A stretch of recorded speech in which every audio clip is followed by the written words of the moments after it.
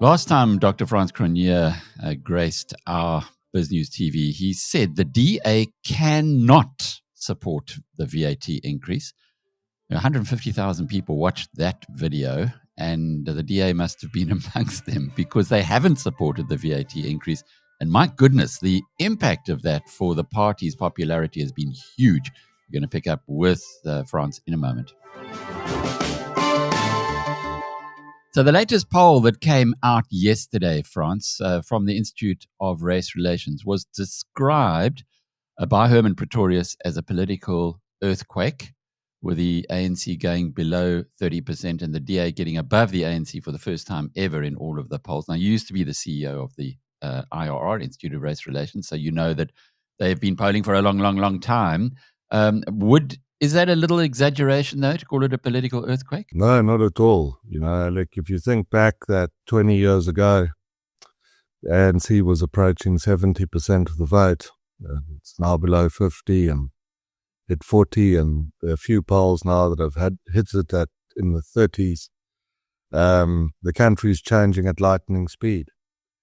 But behind that it remains a simple thing, that ANC voter behavior is a function of the material circumstances of people in the country. And that as long as real reform is delayed, as long as the fixed investment rate doesn't lift, and then the growth rate, and then the rate of job creation, socioeconomic circumstances are going to continue to put downward pressure on ANC support. It's an interesting point that you raise there, because that was, again, the major thrust of what Herman said in his opinion of what came out of the polls was that bread and butter issues are now trumping ideological issues. But I'd like to go into them in some detail, a little bit of detail, Frans. And let's start off with your report, which came out in February. This was the Social Research Foundation, of which you're the chair.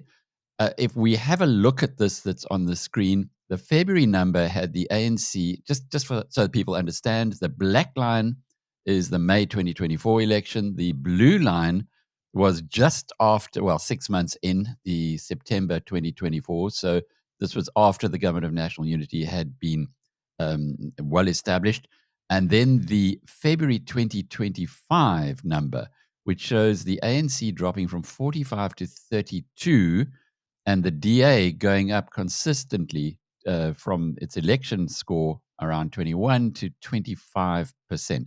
So this, at the time, was showing us a very distinct picture. Yeah. Okay, this is what you've got to expect from polling for the next 3 years. Inside the ANC camp, let's say the 40% that they got in the election last year, about a quarter of that, so a quarter of 40%, 10% of the electorate, are voters that we've seen a crack between them and the rest of the ANC for quite some time. And that crack was, to simplify it a bit, the voters beneath the crack, the 10% of the electorate, the quarter of the ANC voters, were answering a lot of questions as an opposition voter might, but they were staying in the ANC. Why was that? Number one, they were afraid that if the ANC lost its majority, there would be complete chaos and anarchy. So they're unhappy with the ANC, but they say we're going to vote for it because otherwise the place can fall apart. After the GNUs formed, they realized that that's not happening. So that reason for keeping them in the ANC goes. The second thing they'd felt by a margin of 7 to 3, so 70%, was if the DA was given a shot at governing the country, it would try and bring back apartheid or some variation of it. A function of just how toxic a lot of our mainstream media has been in inculcating that idea. But they looked at the DA and government and they saw, no, this doesn't look like they're trying to bring back apartheid. So that reason fell away. Because those reasons have fallen away, two of the key things that were keeping these very unhappy voters in the ANC have been significantly diluted. And what was there for holding them there breaks away further. And about 10% of the electorate now is going to bounce around pretty wildly over the next 2 to 3 years as it finds a new home. And depending on the issue of the day, you're therefore going to see the ANC approaching a number of near 30%, and at some times hitting a number of just over 40%, as these, well, what you might at times call free agents. It's not an ideal term, but it's one we've created, bounce around. The third thing keeping them to in the ANC is the idea of Cyril Ramaphosa. At least, he's there. We can stick it out. But at the end of 2027 is an ANC conference at which he might be replaced. And if you pull him out of the ANC as well, then the three key factors that were keeping very frustrated dissident ANC voters in the ANC are removed. If at the same time as that, the economic descent, or at least the low growth status quo, is maintained, further downward pressure. Now I start to think ahead of the curve a bit. Yeah, it's a very serious position that they find themselves in, Alec. And let's move on then to the IRR's research that came out yesterday, was released yesterday. In fact, it's only being publicly released today, I think. But anyway, there it is. And if you have a look at the grey line, that's, again, repeating the national election, May 2024 numbers. The blue line was their polling, which was September, October 2024, again, just after Government of National Unity. And there's a little bump up for both the DA, slight, and the ANC, and a downward pressure for MK and EFF. But then this most recent polling, which happened, France, during the fracas over the budget. And that has shown that by opposing VAT, which is what you said they had to do, the DA has really pulled in a lot of support. I mean, I think the DA also knew it had to do that. I don't think necessarily needed anybody with a half a no, I won't say half a brain, because that would be very insulting. But surely to goodness, if your government's overspending, then you've got to stop it from overspending rather than jacking up taxes continuously. Well, the data, I mean, let's just flip it around. What was the ANC doing? I mean, we've got the data on it for them, that their own voters opposed tax increases by a margin, I think, of 3-1. So they effectively have, for 6 weeks, run an opposition campaign, and boldly so. And more so, the GNU's popular, as we've told you before, with the public and with ANC voters. So in aid of forcing through their tax increase, they have threatened the future of the GNU. It's completely crazy that the ANC strategy team allows this to happen. And because of that 10% of the electorate, quarter of the ANC vote, that I told you the factors holding it in have been so diluted. When you press a very unpopular tax increase and threaten a very popular governing coalition in order to do it, and you're already in that vulnerability, there you go, on your screen. That's the consequence. You're down to 30%. And continue like this, and what number the ANC ends up with in 2029, might be extremely low. We see there's increases for MK and the EFF, who also opposed the increase in value-added tax. But look at the IFP and the Patriotic Alliance collapsing as a consequence of this. Now, we must remember this is a snapshot at a point in time, but you would have thought that their guys inside those organizations would have had more of at least a gut feel that they would be on the wrong side of this part. Look, the margins of error come into play here. I don't know what the IRR survey margin of error was, but I think it's 4%. 3-4%. It's 4%. So that's there. Yeah. You want to see a few more data points, but there's enough here, and from what we've seen from other data. And again, it's as simple as the ANC support is sliding because it's not meeting the material circumstances of its supporters. If you promote an increase in taxation and threaten a popular governing arrangement, your support diminishes. Public opinion, as ever, very sensible, very straightforward, very pragmatic, and actually quite well informed. And yeah, those numbers there would reinforce that again. You've always said that, Frans, and there have been a lot of skeptics. You've said that South Africans are conservative, that they do pay attention to what's happening in politics, and that at some point in time they are going to vote, or not at some point in time, but they actually vote for what makes sense. Now, surely the question from the DA guys who did listen to you last time, but they were going to do it anyway, would be, how do we keep this lead? How does the Democratic Alliance, and now that it's finally broken above the ANC, or is it all in the ANC's camp to lose or to win? Well, I think if you look from an ANC perspective, it's pretty straightforward to go back to 50% plus. They should never have been at 40%. Had they used the moment of the end of Mr. Zuma's era and the arrival of Mr. Ramaphosa to create a bit of confidence in the economy, they did the opposite, of course, particularly with regards to expropriation. And people tend to play down the expropriation thing because they're afraid to get drawn into a discussion that they oppose land reform. But the expropriation policies and legislation, even up to this point, have very little to do with land reform, but rather it's putting the state in a position where it can seize assets with impunity should it one day choose to do so. Had they created some confidence after Ramaphosa, enough to get fixed investment rate up to approaching 20%, the economic growth rate would have been 3%. And they created through Mr. Ramaphosa's era, I think on average, under 100,000 net new jobs per year. I think it's about 70,000. During Mr. Mandela and Mr. Mbeki's terms in office, the ANC in government was seeing to the creation of about 500,000 net new jobs per year. So 500,000 against less than 100,000. Had they got the growth rate up to 3%, they would have created enough jobs that today they would have had, I don't know, somewhere between 50 and 60% of the vote. Probably in the middle, they're approaching 60.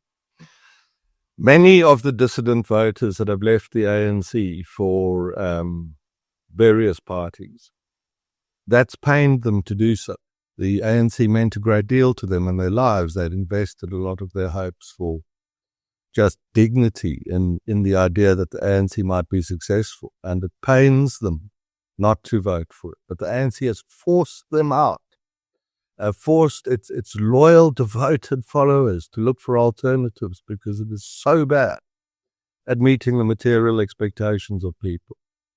But even now, there's enough of that sentiment left that with a bit of pragmatism and common sense, removing policies that undermine investment in order to get, remember it goes, fixed investment, growth, jobs, a straight line.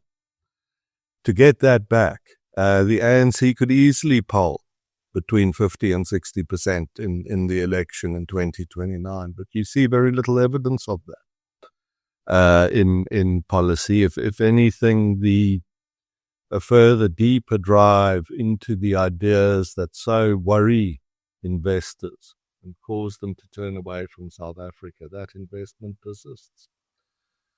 So from the ANC side, you might even describe it as hounding its supporters away. That persists. Derangement is the way that it has been described by academics. When you are so far away from your support base, or so far away from the messages that those who are supporting you want to give you, that you do things which are contrary to your longer term interest. And we certainly are seeing this. But we'll talk a little bit more about the ANC in a moment. But one political leader who does appear to be in touch with his constituency is Donald Trump. As much as the mainstream media has been attacking him, I had a fascinating interview on Friday, Frans, with an insider from the World Trade Organization. Johan Himman had worked there for 17 years. He was very senior there. He was for 15 years before that. He was at the DTI in South Africa. And he tracked exactly what's happened in international trade for the last 30 years or so, well, since the Chinese came into the picture. where the Chinese have consistently outnegotiated the Americans, and at some point in time, something had to give, and clearly Donald Trump is the one who's giving it. But the description one's hearing of Trump by doing this is that he's lost his mind. Now, you've just been to the US. You've also just returned home from Europe as well. How are people on the ground there reading it? And indeed, what are we to take from your very practiced mind on exactly what's going on? Yeah, it's interesting, Viz Africa broadly, because the response of a lot of Africa to Mr. Trump's trade moves was read by the Americans as being very positive. Good relations with the DRC, good relations with Rwanda, Mozambique, others. South Africa, standout case of the opposite. I mean, even little Lesotho, which apparently no one can find on a map, even little Lesotho was spoken of in favorable terms. The Zimbabweans had reached out to say, hey, let's do a deal. But opinion on South Africa and its approach wasn't good. South Africa at this time does not have a single senior diplomat in America capable of talking to anyone senior. My understanding is that the United States would be delighted to come to terms with South Africa and strike some sort of deal, whatever form that may take. And I think from South Africa's perspective, that's very important, even just from the ANC's perspective. For the ANC to survive, let's just talk about America from the ANC perspective, do something unusual. To survive, because that's where it's at now. The rate of fixed investment must lift very quickly. Now, the United States has the economic firepower, and the dollar at this morning, probably again just under 19 to 1, goes a long way. The potential, therefore, of interesting the US in South African infrastructure, minerals, the like, as part of its broader approach to Southern Africa is immense. But you don't even have a single person there who over recent weeks has been able to talk to anyone in that regard. I think many of the delegations that have gone to from South Africa have misread the room. There's no point in going in this climate and talking about South Africa's history or that it deserves help and support. As one quite senior chap put it to me, we don't care. Go home to these delegations, come back when you've got a plan or a deal that you want to do with us. There is strategic importance in South Africa, though, for the US. It's one of the 3 points that Simonstown anchors control of the Indo-Pacific. The sea channel around the Cape is very, very narrow. After the fall of Singapore and Hong Kong in the Second World War, we saw massive lift in sea traffic around the Cape. We've seen the same thing now because of what the Houthis are doing at the gateway into the Red Sea and then Suez beyond that. But South Africans can't be complacent because the Americans have fantastic fallback positions in Southern Africa. Angola is hosting the US-Africa Business Summit. It's not involved in some absurd diplomatic spat that it couldn't possibly succeed in winning. There are very interesting plans afoot for minerals exchanges in Southern Africa that South Africa is not necessarily going to be part of. One of our great interests is a future transatlantic alliance, and we would love that alliance to be between the US, the UK, Argentina, and South Africa. But you're told no way. The alliance, those countries, and Angola, that's the alliance. So we're getting cut out. We're getting cut out of a very potentially very lucrative. partnership. If you're, and people may have the views that they have personally of Mr. Trump if they wish to, but there are hard realities. And if you spend your time insulting him and have no one in America to talk for you, then I don't know if you could say they've cut you out. You've cut yourself out of the arrangement. And we spoke earlier about the ability the ANC has had to bring its own support down to 40%. And now below that, with the VAT thing, it's the same thing, Alec. This VAT thing is as nuts as the way that the relationship with the US is being maintained. Just even from the narrow perspective of the ANC's own survival, it rolls the dice on that with things like that and how the relationship with the US is being maintained. Frans, before we move off this, Mr. B.C. Jonas, who endeared himself to South Africans when he stood up against the Guptas, has now been made the special envoy to the United States. But, of course, stuff has surfaced where he was very insulting of Donald Trump. It does appear as though we might be shooting ourselves in the foot again. Yeah, I believe that stuff was circulating in the US last night already. And that will make it difficult in the current environment to be effective. I mean, the advice we've given on to the South Africans as well is you need people there that would be popular at Mar-a-Lago on a Saturday evening. That's what you need if you want to fix this relationship.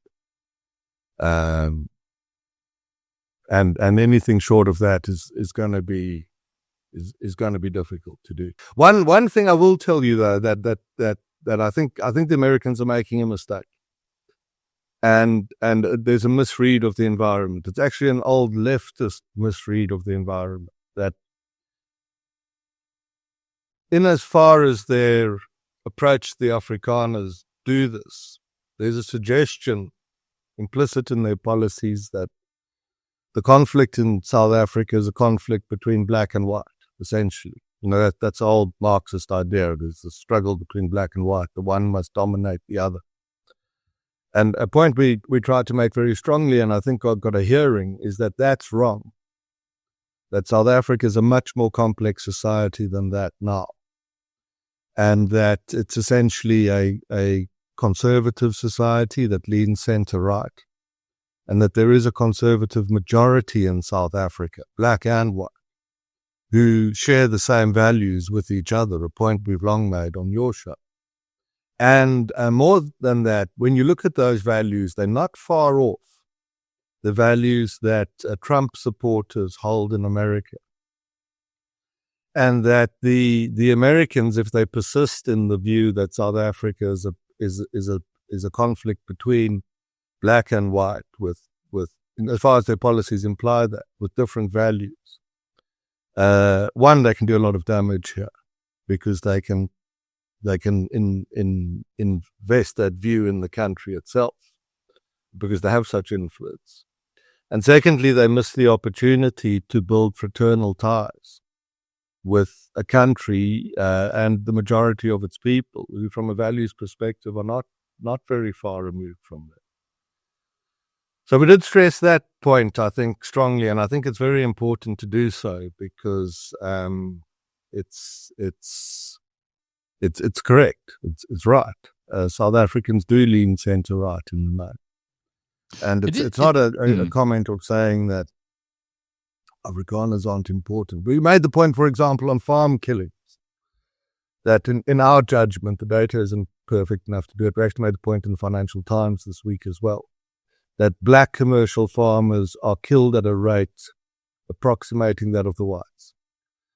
And the US puts itself in a difficult position if, land, we made the point on land ownership as well, that in the east of the country, my colleague James Mybird, who you are familiar with, James estimates that in the east of South Africa, more than half of land by its productive value is in black possession, but not in ownership, because the government doesn't allow a lot of black South Africans titled to the property they're occupying.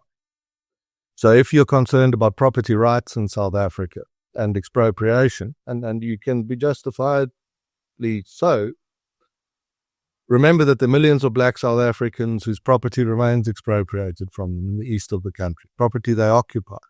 You want to fix South Africa's land imbalances. And you must do that in terms of the value of the land, not the acreage, because the west of the country, where a lot of white-owned land is arid. If you want to really fix it, you give title to black South Africans. If you're worried about farmer tax, you've got to worry about black farmer tax and white farmer tax because they're pretty similar.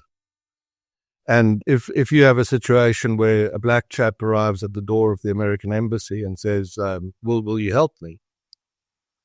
I don't have title to the property I should own, and I've been brutalized by violence. What are you going to say? No, because you're not an Afrikaner. This is not an approach that is going to be successful for the US if it is sincere in forming sound fraternal relations with South Africa, which we continue to maintain from just the strategic perspective. Forget about what's good and right. Is extremely important for the Americans. Yeah, it's really, really good work. And I'm sure that that pendulum's also swinging around. Obviously, there are interest groups who've got certain ideas, and we know who they are. But on the other hand, South Africans are 86% Christian. They have, or claim to be 86% Christian Judeo values, etc., etc. But before I let you go, Frans, within the ANC, the factionalization now appears to be getting extreme, where Paul Mashatile is going around the country saying, kick the DA out of the government of national unity. Ramaphosa, on the other hand, is saying, keep the DA in. What happens next in this head bashing between the two of them? Or is it all just a creation of over vivid imaginations? Maybe this is helpful. The ANC understands that if it's rolled over by the DA now on the question of that, it's seen to be weak. It's one thing for your support to go to 40%, but within a year to be rolled over by the DA on such a prominent issue makes you 40% and weak, and strength, being strong, is important. And there may be some ANC people around who'd say, if we allow this to happen, the message we send to people, I mean, we've already sent the message that there isn't chaos and anarchy after we lose. We've already sent the message that the DA is not trying to restore apartheid. If we now send the message that these guys roll us over as well, that could be as damaging as when we went to 40%. And we therefore cannot allow that or afford that to happen. And it is helpful. I mean, the whole situation's absurd, but it is helpful to try and understand what the other side thinks, or what a side thinks. On the other hand, the DA early on in the GNU, it's a difficult situation. It's brand new. ANC certainly takes advantage and pushes the DA to the point that it almost humiliates it on things like Bella and expropriation and the like. And it's clear what the ANC is doing. And the DA reaches a point where it says, we can't allow this. Our voters will think we've given everything away. And so we're going to pick an issue and take a stab. And they find the perfect issue, and they do it on VAT, and they do it really, really well. And they also realize that from their early experience that the ANC's approach to the GNU is to be an executive government. It will govern the country. And it won't tolerate any dissent from any of its partners. But that the ANC is now in a position where it's worried about whether it can pass the balance of the budget, because it needs an absolute majority in the National Assembly, 201 votes, not what it needed for the fiscal framework. It was just a majority of members present. Quorum was in place. And if the DA now helps it over the budget line, the ANC will the very next morning, or very next minute, I suppose, again behave like an executive authority. And as some of the DA guys have said, and quite correctly so, you can't demand of us to go to the government just because our presence there is better than if it wasn't. The reason, and we're trying to see from their side, is we want to influence the country for the better. One ill-advised business leader said that the DA is squabbling with the ANC. It's not squabbling. It's a very important points of policy that are at stake here that will determine whether the country is ultimately successful or not, and therefore whether millions of people who labor in terrible poverty will be liberated from that or not. So for some a businessman to say this is a squabble and the DA should get over itself is really pathetic. And the DA realizes it needs to take a strong stance. This can, of course, be frustrating. You can understand the positions of both sides. It may be frustrating if you live in the country to think that this kind of impasse has been reached, and does it threaten the GNU? Well, it might. But remember that in the bigger sense, the country is changing at lightning speed. From the 70% of the vote 20 years ago to poll at, on those IRR figures, 30% now. We will go to another election again. At that point, Mr. Ramaphosa won't be around. And the last reason to hold those dissident ANC voters in the party will have gone. And at that point, we'll have an election result, if depending on who the DA leader is, if they find an incredible person. The juxtaposition at the moment that Ramaphosa goes with the new DA leader, given these other trends, there's no telling who's going to win the 2029 election anymore. And after that, we'll build another GNU, and we'll do that again and again. And I think, therefore, rather than thinking the GNU is in peril and this is the end of the GNU process, we're actually learning that we're at the beginning of the GNU process. And it's a very good thing that we've done. And had that deal not been struck in May or just after May of last year, that from a sentiment perspective, consequences could have been catastrophic. You could have welded the EFF and NCAN, the ANC together. Could have been a very, very real trouble today. So my sense of it is that the change process continues along the same trajectory we've seen for much of the past decade. GNUs will come under pressure. You can understand what the parties are trying to do and why they're doing it. And that as you look ahead, there will be new moments, new inflection points at which GNUs will be built in circumstances where the balance of power may have shifted further. And each of these inflection points will be a moment at which the reform process can move further forward and further forward. And if we're fortunate, I think there's a bit of that needs to be involved.